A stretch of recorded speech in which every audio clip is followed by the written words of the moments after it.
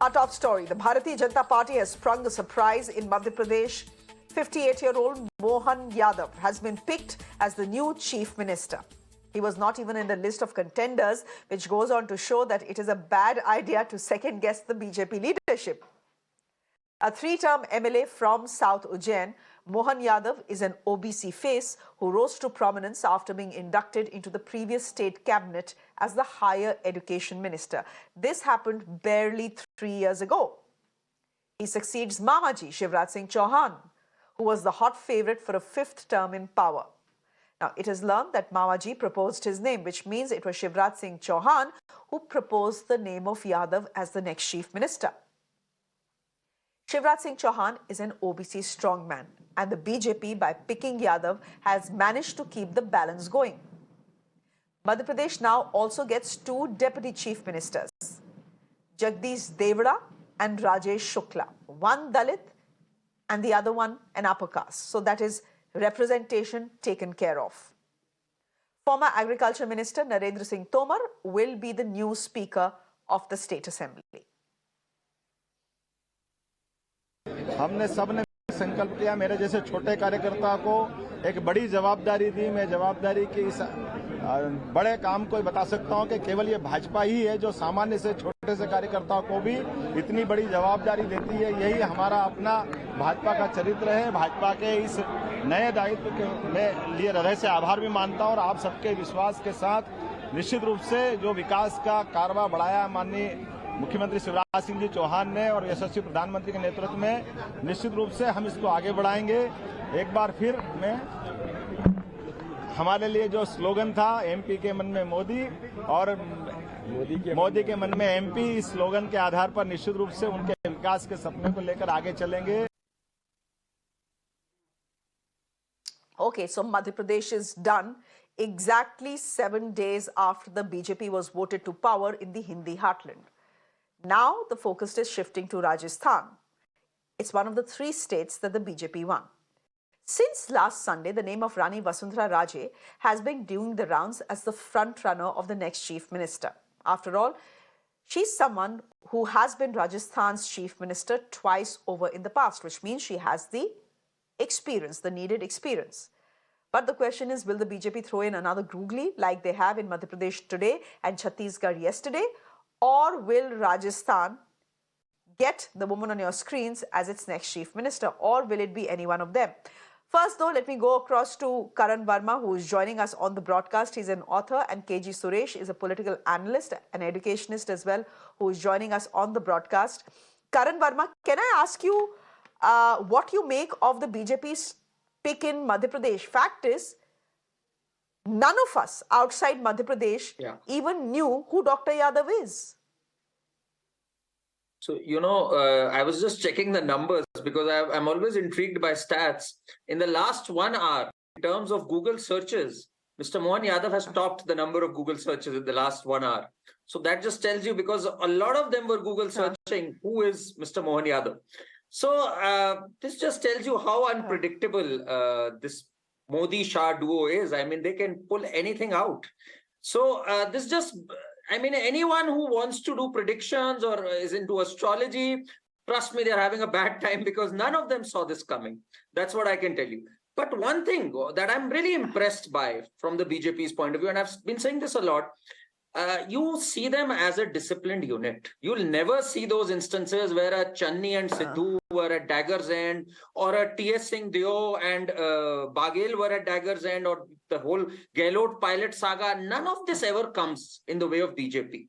Once a decision is taken, they are like disciplined soldiers who just come, and what drives them perhaps is a purpose higher than power. And when something drives you higher than power, just a mission of it, I think you are bound to succeed. So I think this decision has come in the wake of keeping an eye on 2024, and it's just blunted the whole caste census argument. And come to think of it, I remember in 2021, I think it was your debate, when there were 27 ministers, the OBC ministers who were part of the Narendra Modi cabinet.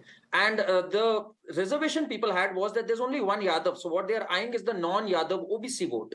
Well, today they've taken the bull by its horns, and we have a Yadav CM, and the Yadav percentage of votes in UP and Bihar I mean, that's 14% and 9% respectively. So it's a master stroke in terms of electoral engineering. I don't know how much of a governance masterstroke it's going to be. That remains to be seen, because I personally felt that Shivraj Singh Chauhan, the way he had served the state, I thought he will take up the mantle again. But let's see. Let's not underestimate him, and all the best to him. Maybe he surprises us all with his governance as well. Well, maybe like the BJP surprised us today, Dr. Yadav manages to surprise us over the next few years. Who knows? Why judge him before even giving him a chance? KG Suresh, as someone who has worked in Madhya Pradesh, who is Dr. Yadav? Apart from the fact that he's an MLA, three times over from South Ujjain, beyond that, not many of us know anything about him. No, I'm really surprised. I think that, Mr. Dr. Mohan Yadav, he has been the education minister of the state for a long time. And he, right from his youth days, has been associated with the Akhil Bharatiya Vidyarthi Parishad. He is an active RSS person, very close to the Rashtriya Swayamsevak Sangh. And he was a close confidant of the chief minister. So for me, it did not come as a surprise. In fact, he was always considered a loyalist of the chief minister. And not only that, I would say that I don't know why people say that they are surprised by the selection. Please remember, BJP is a cadre-based party. And in this political party, you had seen how Mr. Manohar Lal Khattar was made chief minister many years back. So what is surprising? They have always, in that cadre-based party, it is not about your name. It's not about your family title. It's not about your surname. It is always they have groomed the second line of leadership in the party. It's not a family-based party. It is a democratic party, and it has always believed. You may say election of a president is tokenism. Election of a particular constitutional provision is a tokenism. But can making chief ministers be tokenism? So I think that we need to understand BJP very well. They have a model of Samrasta. They have a model of, Sabka Saath, Sabka Vikas, which is being implemented in different states.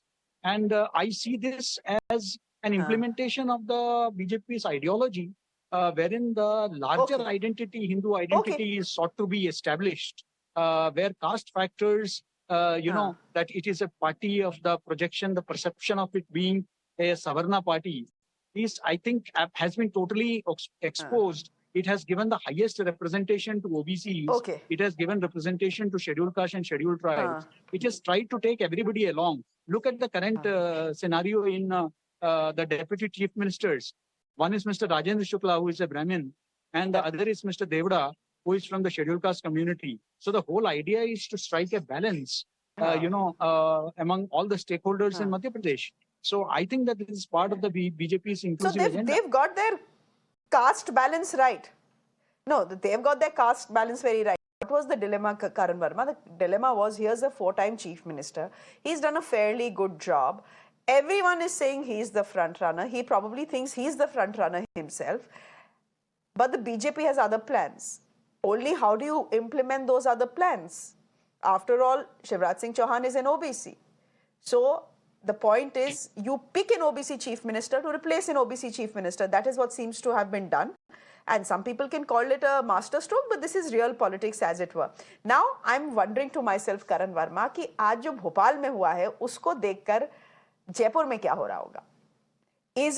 Has the party via Chhattisgarh and Madhya Pradesh sent a very clear signal that we are looking at generational change? Shivraj Singh Chauhan served us well. Raman Singh at one point served us well. Maybe Vasundhara Raje at one point served us well. But their time is over. Time for some fresh blood to come in and get some experience. I don't think they're looking at a generational change, Shreya. I think the BJP is just flexible. That's how they are. They will do what suits them at that particular point of time if it serves the purpose of a larger goal. Whether it's getting the electoral dynamics right, whether it's the mandate, whether it's anything. So I don't think they've put brackets like it's time for a generational change. They just felt that here is the man for the job. And also, they did keep an eye on the Yadav vote bank. Let's be honest about it. If we are trying to say that they didn't have an eye on the caste, we are kidding ourselves, because they balanced it out well. And I don't blame them. That's how the nature of electoral politics is. So they can bring a Yadurappa back sometime back.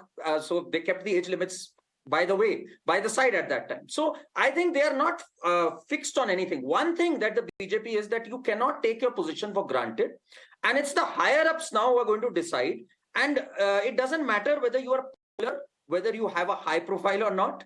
You can still become the CM, which is good. In a sense, it is good. But the norm thus far was always, whether it was a Himanta Biswa Sarma or a Yogi Adityanath, that they were really popular with the masses. So here we have a choice where I'm not casting aspersions on him. I'm sure he probably might do a great job at governance, but it's surely not a mass leader per se. So this is new coming from the BJP, because they know that they've won this election on the face of the Prime Minister. So as far as popularity is concerned, it's the Prime Minister who's the popular face. And as far as the caste dynamics, there's always the right case. Caste. Yeah, sorry. But that is the case then with Rajasthan as well. That is the case with Rajasthan as well. No one can say that Vasundhara Raje, won the BJP the election in Rajasthan. Which is why she has such less bargaining face power. Other than Vasundhara Raje? Yeah, correct. Despite the fact that she has tried. So it's not like... Sorry. But you give her marks for trying at least, na Karan? We'll give her marks for trying. KG Suresh, would you want to hazard a guess on who the next Chief Minister of Rajasthan is going to be? Because today, and actually since Sunday, the BJP top leadership has been showing us ki bhai, don't try and second guess us. You could think it is Vasundhara Raje and Mr. Shekhawat or even Diya Kumari. Some people are saying... I don't think anyone would take that risk. But I just wanted to say that, whatever may be the calculations, let us remember one thing. There was a time when nobody thought that, Mr. L.K. Advani, somebody of his stature, or somebody like Dr. Murli Manohar Joshi, can also not be part of the mainstream. But it happened. So anything can happen in BJP, because please remember that BJP has a very strong association with the Rashtriya Swayamsevak. And you look at both the chief ministers who have been elected, they have close association with the Sangh. So obviously, consultation with the Sangh is also a key factor. And their ideological commitment is a key factor, not just electoral calculation. Because had that been the case, then, somebody like Yogi Adityanath, who belongs to a, upper section of the society, upper caste, would not have been made the chief minister. So it's not about, caste dynamics alone. It is a lot of factors put together that the BJP takes into account before it. So I think that it would not be proper to hazard a guess at this moment. Let us wait for tomorrow. Okay, let us wait for tomorrow. And as we wait for tomorrow, then could I just talk about something that is curious to me, Karan Verma? It's the curious case of Narendra Singh Tomar. I mean, here is an MP. He's a union minister for Panchayati Raj, for agriculture. He's told, abhi MP chodo, sab kuch chodo, go fight the election in Madhya Pradesh. He fights the election there. He wins. He's now an MLA. He's been asked to resign. He's now an MLA. And now you make him the speaker. So how are you looking at it? Are you looking at it as a demotion or punishment for... I mean, is he paying for his son's sins? Is essentially what I'm trying to ask you. Well, that's a difficult one to answer, whether he's paying for his son's sins. But he's also one of those senior people out there who can be the peacemakers and who can keep an eye on how the things are going. Just as Satish Mahana was put in place in UP. So Satish Mahana was a loyalist of the CM there, of the Prime Minister. And he had won 8 consecutive elections. I can talk about UP.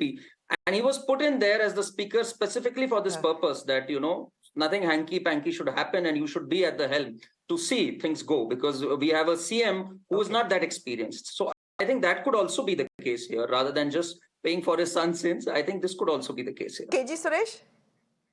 I think you need KG new Suresh, faces in the Lok Sabha. 20 seconds. So you need new faces in the Lok Sabha, isn't it? So I think that They are looking for generational change and grooming more youngsters in the politics. And I'm sure that, that will only enrich the party further. So, Mr. Suresh, you're not seeing this as a demotion for Mr. Narendra Tomar, is it? No, I don't see it as a demotion. Please remember that they all are, whatever may be the media speculation, they are all guided by the principle that nation first, party is second and individual last. Mr. Suresh. That is the motto with which every BJP MP is groomed. Mr. Suresh, why? This is so like being in the army. Only if political parties behaved like armies, had the discipline of armies, people have personal ambitions. Let's not discard that. We'll leave it there for the moment, though. Have you ever KG heard Suresh? of any rebellion? Have you ever heard of a dissent or a rebellion? No. That we have to give to the BJP. Yeah, There's that you have been no to give rebellion. to the BJP. I give that to the BJP. Thank you very much. That's true. Even if they are dying from inside, there will be no rebellion. We'll leave it there for the moment. Karan Verma, thank you very much. KG Suresh, Thank you. Thank you very much for joining us on the broadcast. Thank you. Thanks very much.